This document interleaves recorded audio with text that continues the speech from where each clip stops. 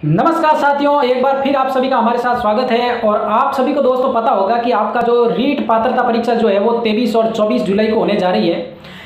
तो दोस्तों आखिर हमारे पास अब केवल और केवल 30 दिन बचे हैं। तो आखिर इन 30 दिनों के अंदर हम लोग किस प्रकार की रणनीति को अपनाएं ताकि हमें वो बेहतर से बेहतर करने का प्रयास कर सकें।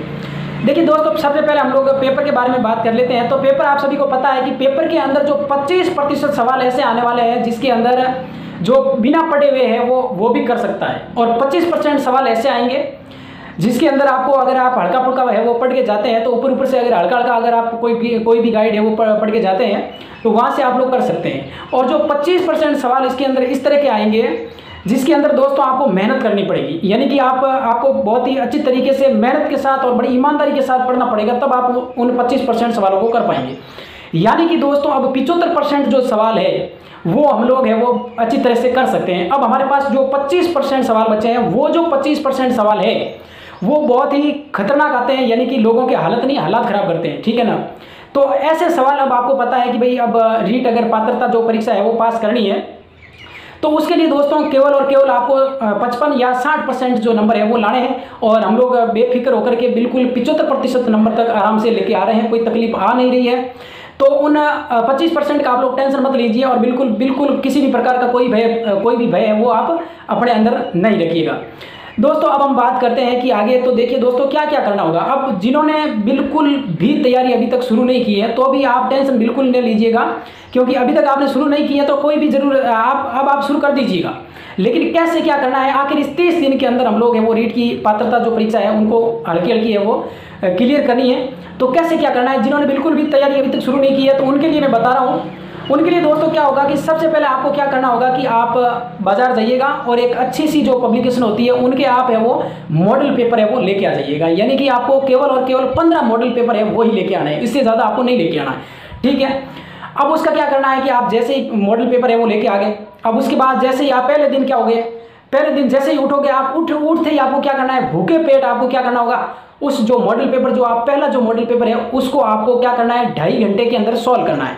यानी कि आप मान लीजिए आप सुबह 7 बजे उठे तो 7 बजे उठने के बाद आपको 7 बजे से आपको क्या करना है 9:30 बजे तक आपको वो पेपर सॉल्व करना है। अब ज़्यादा टाइम नहीं लेना है ना, तो ऐसा नहीं कि 1 घंटे के अंदर क्लियर करके चले गए, तो ऐसा बिल्कुल नहीं होना चाहिए। 2.5 घंटे तो मतलब 2.5 घंटे, ऐसा भी नहीं कि 4-5 घंटे ले लिए तो बाद में कर दिया, तो ऐसा बिल्कुल नहीं होना चाहिए, ठीक है ना। तो बिल्कुल अच्छे तरीके से आप उनको सॉल्व करें। उसके बाद 9:30 के बाद आप क्या करें कि हल्का हल्का है वो नाश्ता करें, यानी कि आपको धीरे धीरे जो पोहे वगैरह हैं उस टाइप के आप है वो नाश्ते में लीजिएगा।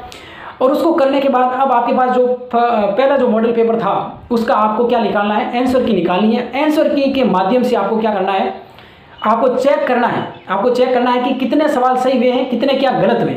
अब उसका आपको कोई लेना देना नहीं कि भाई कितने क्या सही हुए हैं, कितने क्या गलत हुए हैं। आपको ये देखना है कि जो गलत हुए ना वो गलत कहाँ से हुए, किस टॉपिक से आखिर गलत हुए। अब गलत होने के 3 ही रीज़न हो सकते हैं। एक तो या तो हो सकता है कि आपने है वो पढ़ा नहीं है, या हो सकता है आपने जल्दबाजी में वो गलत कर दिया है, या हो सकता है आपने गोला है वो गलत भर दिया है, ऐसा ही हो सकता है। तो इसलिए आपको अगर पढ़ा हुआ नहीं है तो आपको क्या करना है कि उस टॉपिक के बारे में है वो बिल्कुल अच्छी तरह से है वो पढ़ लेना चाहिए। यानी कि जहाँ से आपने गलती की है ना उसी टॉपिक को आप पढ़ें और उसको अच्छी तरह से क्लियर करें। अब आपके पास टाइम कितना है, जैसे पहला मॉडल पेपर आपने किया उसी दिन आपको 10 से 12 बजे तक आप है वो बिल्कुल अच्छी तरह से है वो पढ़ सकते हैं, यानी कि उसको कर दीजिएगा। दूसरे दिन भी आप उस टॉपिक को अच्छी तरह से पढ़ लीजिएगा। यानी कि एक मॉडल पेपर क्लियर करने के लिए आपको 2 दिन लगेंगे, यानी कि 2 दिन में आपका एक मॉडल पेपर है वो क्लियर हो जाएगा।